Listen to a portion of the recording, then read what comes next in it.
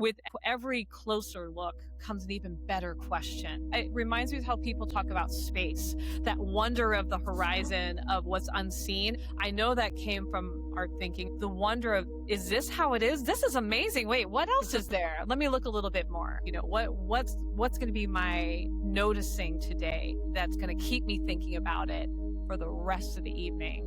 Something you can refresh for yourself. You can always find newness, even in this Zoom screen, if you choose to. Welcome our special guest, Maria Laws. Thanks for having me. Maria is an award-winning educator, author, and thought leader in the space of AI and skill development. She's currently the VP of Learning Development in Ahura AI, building cutting-edge tools to empower communities worldwide. And returned from Dubai, she got awarded as a global learning development leader. That's cool. Before EdTech and AI, she has been a professional dancer and K-12 educator and instructional coach. And she's also taught in UC Berkeley, integrating arts and STEM education to engage diverse learners. It's quite an interesting journey. So the goal of today's conversation is to explore the concept of strength-based or strength-first leadership. So we'll explore what that means and then how we can potentially apply this strength-first leadership within ourselves and with teammates that we play together with. So, Beautiful. All right, let's get started. Beep, beep, beep. In front of you lands a spaceship, and out walks a friendly alien.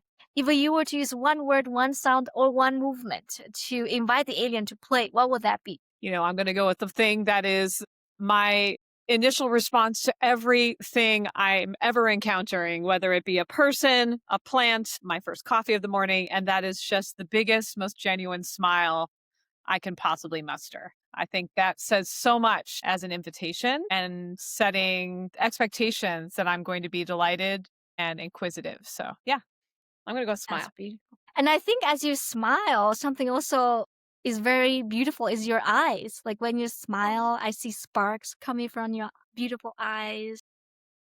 I think you got me thinking about, what is it, Tyra Banks talking about smizing for her America's Next Top Model, that you don't just smile with your lips, right? You're smiling with your whole self. That smile is emanating beyond any particular facial feature. And it really is you and an invitation. Yes. Yes. So you're being you. That's beautiful. And I think the topic, the strengths first leadership, also reflects the way that you embody leadership in your space. And by talking with you, meeting you, and this is the vibe that I get is the strengths first leadership. You always have a keen eye to first witness and spot and also share what strengths that you've seen in the other person that you're talking with. And so this is magical. Let's dive deeper. So what is strengths first leadership? Yeah, I love this phrasing that you're using. Oftentimes we talk about like skills-based or strengths-based, but strengths-based leadership, I love the way you're framing this. And it's got me thinking about, so I have a science degree and I was a science teacher for a lot of years. And then I got an arts-based degree in addition to kind of my dance life. And it really, there's this one phrase that we talk about in art making practice, and it's called, close looking.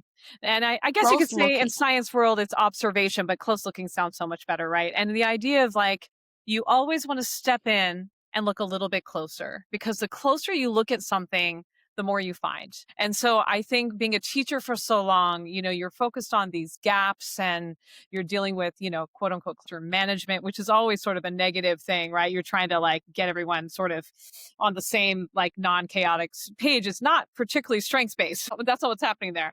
And so it can be like that. So this idea of the closer you look, the more likely you are to find something wonderful when it was given. And I don't mean their tone, I just mean everything about them. I wasn't sure if they were really in my corner, whereas if it's coming from someone that you believe really wants the best for you, you can have some very hard conversations and they don't feel like you've been broken down. They feel like offered in the right spirit. So I think yes to strengths-based and naming things, but it has to be in a genuine relationship of care.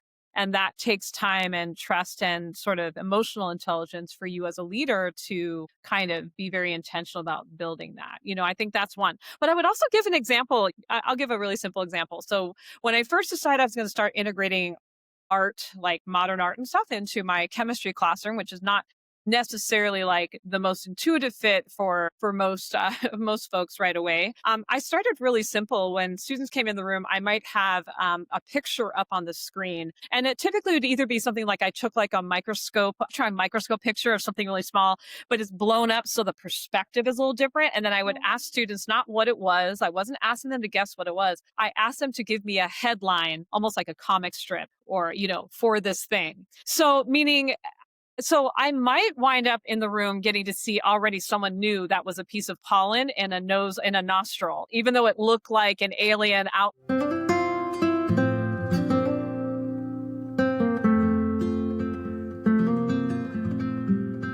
in space, like in the galaxy. It did not look anything like that.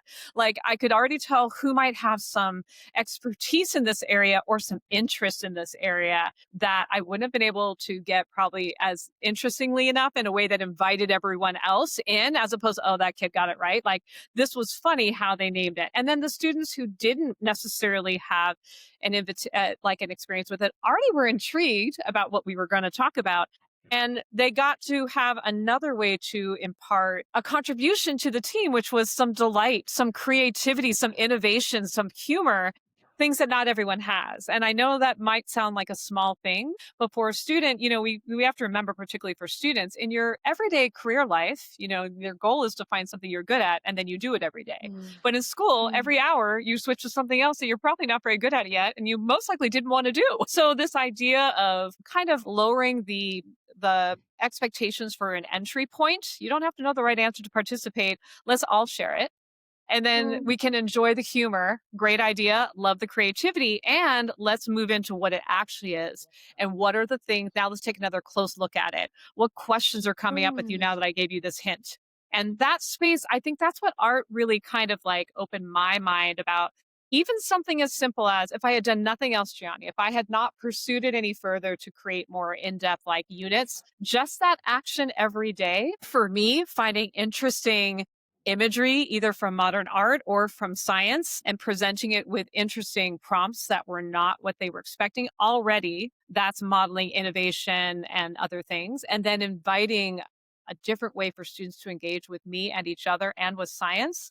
Even if I had done nothing else, I think that had such a big shift in the room around culture. I want you to win. I appreciate everything you bring.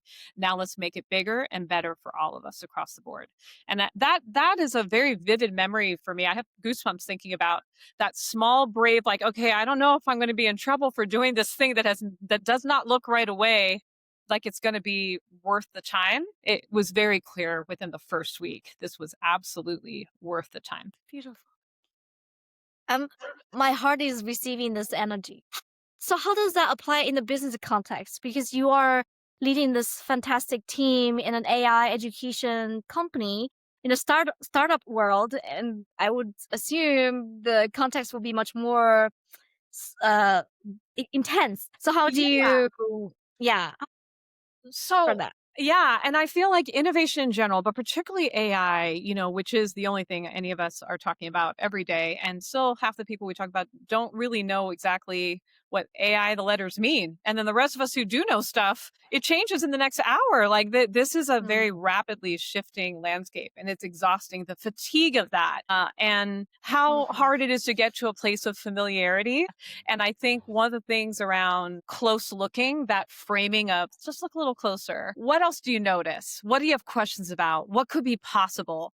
Though that is the way that you can become less uncomfortable with ambiguity. And I think that, it looks a little different. I'm not flashing up modern art pictures in my product dev team meetings at 6 a.m. on a Tuesday, but it does mean a mindset or a philosophy about how I'm going to approach the problems or the newness of everything every day. Like what's possible.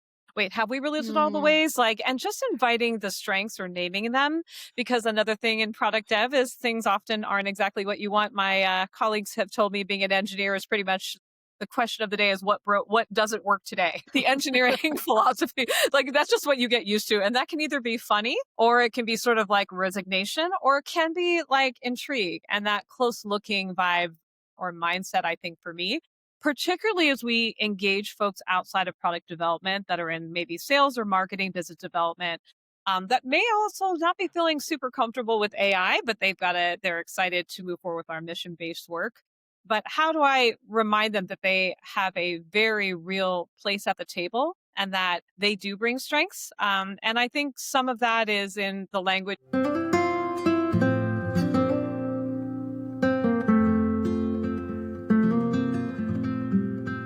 and the kind of culture of the room that I get to help support and to set. But I also think it's also by leading by example. And I know for me, as a former teacher, I have a chemistry and biology background in terms of my academics. And then, of course, I have a teaching degree and an art degree. I did not have a tech degree. So even by me being in the room and not looking completely overwhelmed is a very good place to start. That we are all doing this together. We're happy that you're in the room and we need you. Let's look a little closer and see what's possible from your perspective, your entry point. And I think that that goes a long way of getting some very creative output from maybe places that may not seem predictable at first. But I also know Mm. that was done for me, Gianni, like the person that recruited me into the company saw something I didn't. Strength space. They saw things that I didn't. Or maybe I saw them, but I didn't apply them to AI. And they're like, no, you are the person. That's I'm not amazing. interviewing anyone else. This is what it is. You are the person. And just really trusting that space.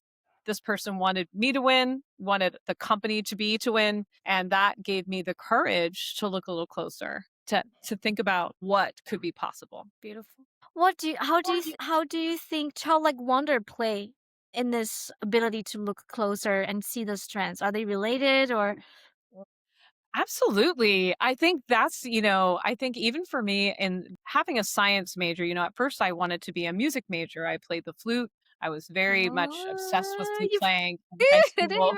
A very musical kind of family, and I was very much obsessed with my flute. I definitely, I was good at school in general, but that was the thing I spent time daydreaming about when I probably should have been doing maybe a little bit more math problems in class, but it all turned out fine. But I will say one of the things that I think art and music and science, with the reason why science felt like an okay thing to switch over to. So when I started majoring in college in science, I was a freshman, I switched over. And it wasn't a hard transition. One, I did have a good background in science and math. My mother was a chemist with the FDA when she was a young woman. So science was a part of my upbringing for sure. But I understood how delightful it was to go, wait, I thought that was just a cell. And we drew a picture of something called the endoplasmic reticulum. I know the mitochondria is the powerhouse of the cell. Don't have any clue what that means. But the more detail we got into, the more interesting it became because I could have better questions about, well, wait, what is that? How does that work? And then you go a little bit deeper. And then I think that idea of with every closer look comes an even better question. I'm even talking about this. I was so into. I feel like the way I felt about cells was probably it reminds me of how people talk about space, that wonder of the horizon of what's unseen. And I felt that way in the other micro direction, and so I know that came from art life and art thinking, or they're so closely related to the wonder of, is this how it is? This is amazing. Wait, what else is there? Let me look a little bit more. Whether it be what? into the actual concept of science or the scientist and how they figured it out. It just there's so many ways to think about this, and I think for me that's that smile, that welcoming. What are we going to talk about today? What's going to be my noticing today that's going to keep me thinking about it for the rest of the evening.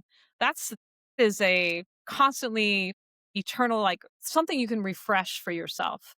You can always find newness, even in this Zoom screen every day. You really can if you choose to.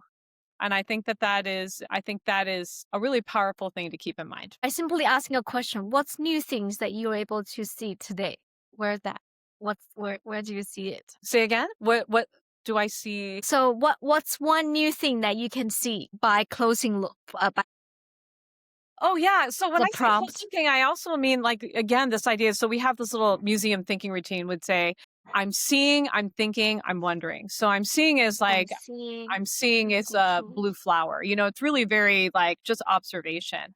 And then, I'm thinking how interesting it is that it's a very different blue than this one next to it. I'm wondering how do they interact with the sun? Or I'm wondering this idea that you have this kind of like framework for your kind of exploration or discovery.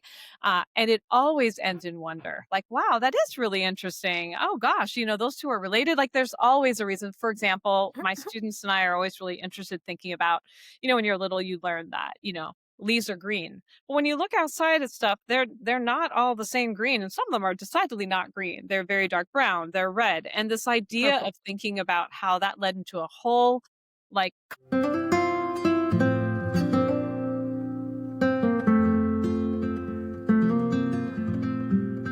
Art is the process rather than an end product. And the process itself is action, emotion, and that fits perfectly in the startup world where we are constantly building things together I through the agree. I mean, yes, at process. the end of the day, you have a thing, right? But that is just literally a small microcosm of the entire build. And it's something replicable, like that performance, that dance choreography, this feature, it had its moment.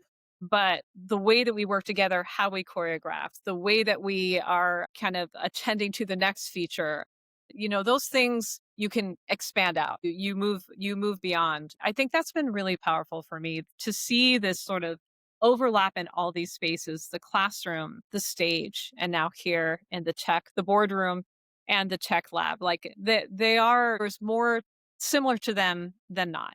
And I think the more that I've leaned into that, the more I've been able to give the best value and contribution and also feel a part in that way. One of my biggest hope is for the future generations currently and still at the early stage is to walk into a world where their strengths and talent are being recognized and as the anchor to help them grow and develop just themselves is a piece of art. It's always evolving, always developing.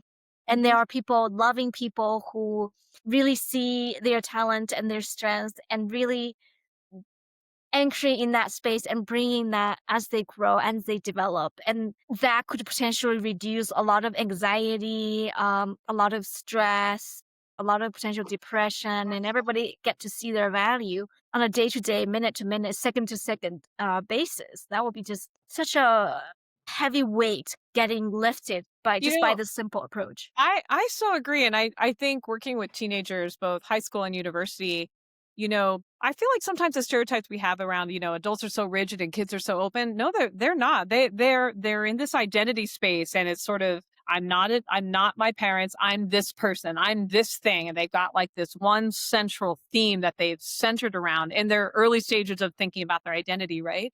And I think a lot of that we could do more work to help them see you're so much more than that. Yes, and the idea that I started a professional dance life in my early 30s, that was not on the bingo card. When I told my parents I was going to be on like on television on ESPN or whatever, I think they laughed and it was not rude.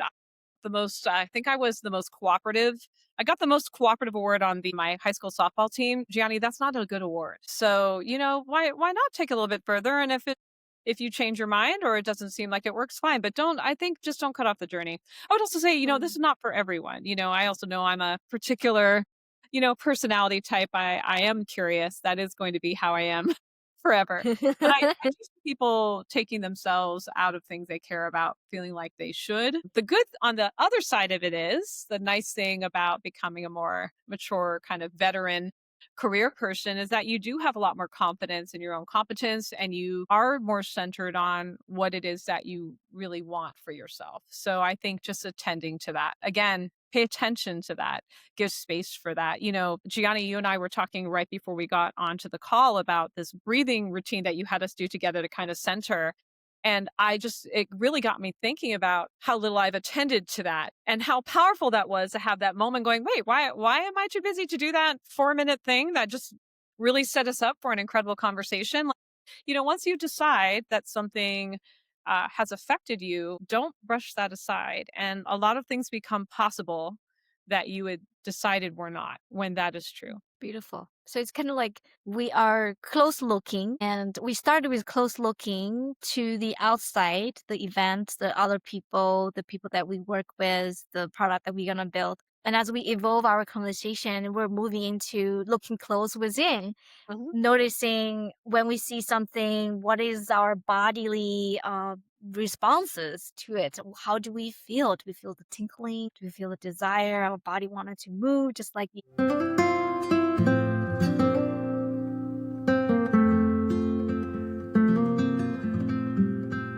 took on the dance. So it's like, oh, I like how you say you give space. You give space so you can look closely, observe, and see how your body and your mind, not just your mind, because we are overly using our but our body, how our body are responding to the things that we see and we experience. So it's a close You looking got me actually within. thinking about even AI. Like I really did not know anything about AI. I wasn't really, I'll be honest, my little art and self, I really did not need to learn it. I really would have been fine not learning about AI in my mind, right? But then I'm here going, okay, I'm gonna try this new thing. This person believes me and I can see what he wants me to work on. I'm excited. But how do you connect to something that you didn't have a connection to? Well, you do have a connection to. And the reason that was a connection for me that again I can feel in myself, and it's what makes the hard things feel less hard. And innovation life, startup life is hard. It's amazing, but it's hard. And it's realized this now, and I say it so often because I don't think I really named it before, which is what really connects me to my best self, my best like driving forward, expanding out skills or making a contribution is a sense of impact, like this idea of a mission, like the thing that we're building is going to help bring learning to communities that don't have access. And you're like, okay, that makes this impossible thing that I'm doing that I know nothing about doable. That makes this thing that I don't know anything about. And I could technically go my whole life more probably at this point and not know about it, just keep teaching cells and art. That would be fine. But I'm here now. And now I really do want to know about the difference between deep learning and machine learning. All right. I do want to be the person on the product dev team that's analyzing the data and creating video labeling protocols. Like I'm going to be that person and it's going to be engaging, even when it's not, because it's connected to something incredibly important to me personally, which is how am I helping? How am I helping the world? And I think you can resonate with that, not just around tasks or new ideas, but even things like parenting. Not every part of parenting is great, but you're focused and you're attended to a bigger or higher calling. And so I don't think I mean, obviously I was a teacher before, so this should have been obvious, but naming it this way, um, has really, I think, made again it a lot easier to deal with the ambiguity and Yeah. uncertainty that is innovation, particularly at this leading edge of innovation and around more broadly even things happening in the country and the world, the uncertainty of things, this connection to purpose. I can feel it and it gets communicated to others too, which is very helpful in helping again that culture to keep us focused in the right way. I just feel so content and so happy and so hopeful just by being here, listening to you, sharing your stories, your approach. So, what do you think overall is your magic then? It's interesting. I think sometimes the way it's told to me, because sometimes I think I haven't really, I think all the things I told you, like the things we see in ourselves, you're like, oh, that's just Tuesday. It's not a big deal.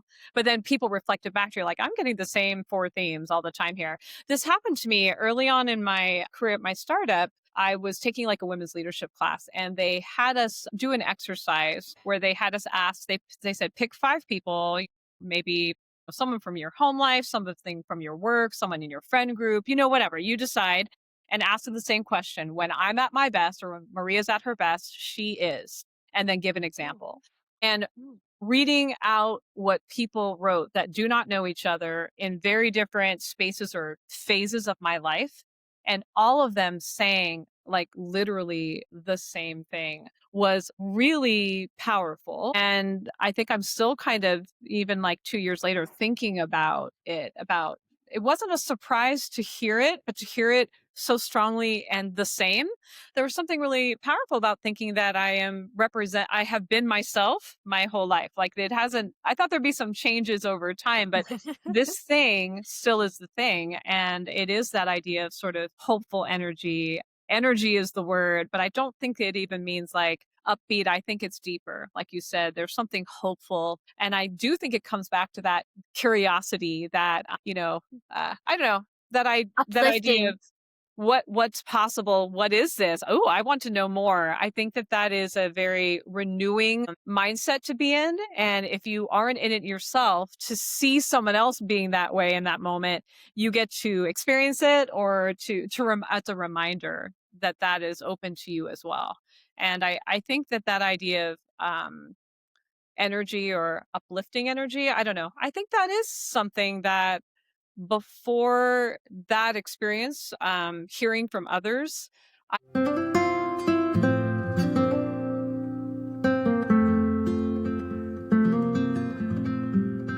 I would have dismissed and said, "Well, that's not, that's not a work skill. Who needs that? Wait, I need to work on my computer science degree. That's what I need.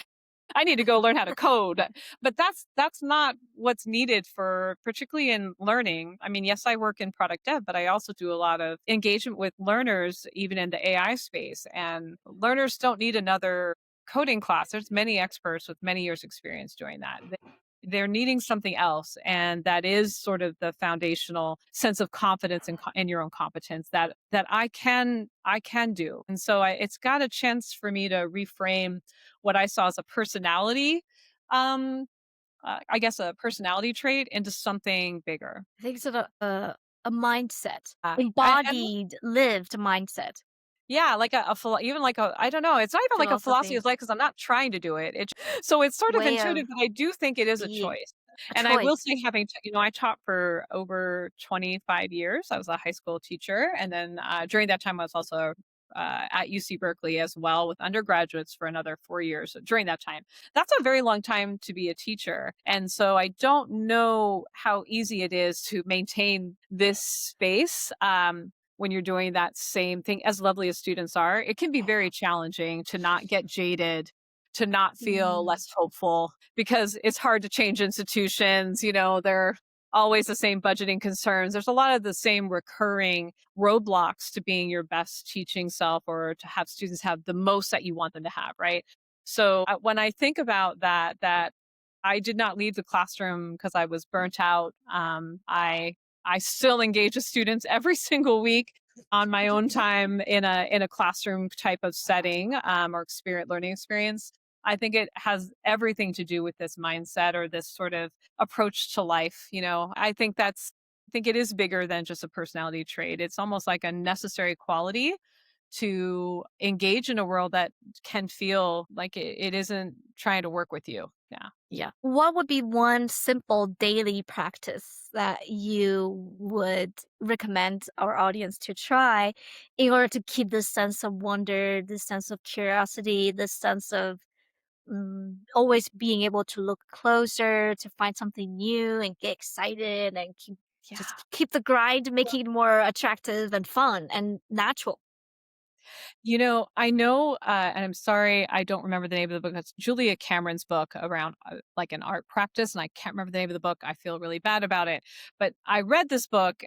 It's a really powerful book. Julia Cameron, you can look her up. But there's this one practice that it's not a daily thing, but I do it every single month. She talks about she calls it an art date, meaning an intentional time. It's not you and some girlfriends at brunch. It's not you on a date. It's you yourself and you.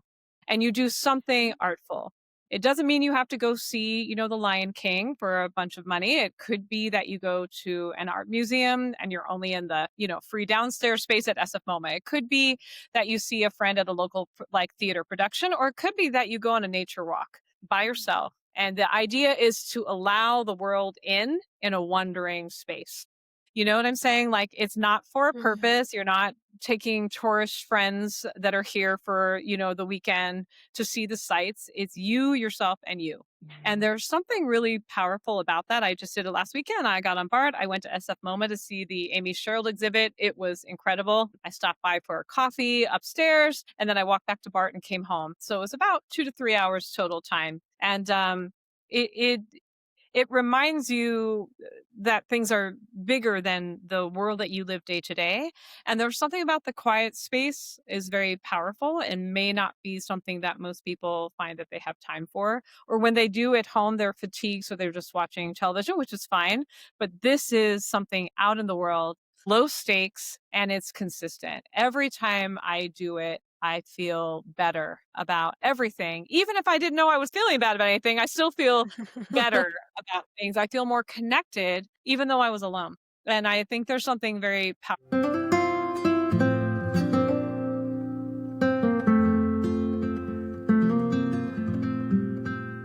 about that. And I do really recommend that people try to find a way. Once a month is not a lot to ask. 2 hours once a month for you to have some time for you that no, you're not working out, you're not doing some errands you needed to do that you've been putting off. This is you and an artful world experience. Incredibly powerful. That's beautiful. I'm just thinking, because recently being able to connect with a few guests that works in the virtual reality space, and I would hope that in the future the devices will be much easier and more accessible and lighter, and then I can just sit there and I would like to venture into a creative world that's not being seen before, and just go on this 2 hour of visual and visceral exploration and adventure. That would be very nice. See, that's really cool. I would not have thought of that. So now that's on my list. That, and the idea of it being an art culture doesn't have to be a museum, but and that was where I went, right? Or once I took like a pottery class, which was awesome and very interesting because the person asked if I was a dancer and I said, what? They're like, the way that you work with the clay is like it's a partner. And I was like, okay, I may not ever take a pottery class again, but I am on board for how you're discussing this, right? It might be that you take a poetry class, or it might be that you do something in science. It's just something that's not a task, something you need to do. It's just something engaging with either a community or with creativity of some kinds. Yeah, Mm. I've always kind of wanted. It's funny now that I work from home, it's actually been harder for me to do them. I think because in Oh, the startup life, I open up my computer when I get up in the morning and work. it stays up until I go to bed. That's not good. These art spaces are good for me to remind myself about a little bit more balance. And also it allows more inspiration. As we talked about earlier, it's hard to collaborate if no one's bringing anything new to the table. Mm. And so much of our creative life is nonlinear. So who knows? Something could come up at that Amy Sherrill exhibit that could wind up a feature. You don't know. You cannot close off that opportunity to allow yourself to have more to think about and to connect to the things you already know. Always opening the doors for the unexpected inspirations that could come from anywhere. A portal Absolutely. to the universe. And it doesn't mean you have to like the thing. I remember once I got invited to a concert of a particular kind of music. I won't say it now because I don't want anyone to be mad about it. But yeah. And after I left, I was like, yeah, never doing that again. But we had a really, we meaning the audience and I, it was intriguing. And I now had a lot of curious thoughts about why, who. I have questions. Like I did learn something, and it was different. And that's okay that I can promise you will never do that again. And also it was worth the time. I think anytime for me, we can expand out that. I love that idea. It is helpful. It can't ever not be helpful to you. So anyway, Right. I really am struck by this idea of a date night with yourself, if you will, whatever that might be, even if it's just going to an amazing meal. Oh yeah, once I went to the Culinary Institute, a little further up near wine country, just for like a 4 p.m. like early dinner by myself. And it was awesome. That was an artful experience too. By myself, thinking and observing, interacting. I highly recommend that as a practice to kind of stay grounded beyond your role and identity at home and at work.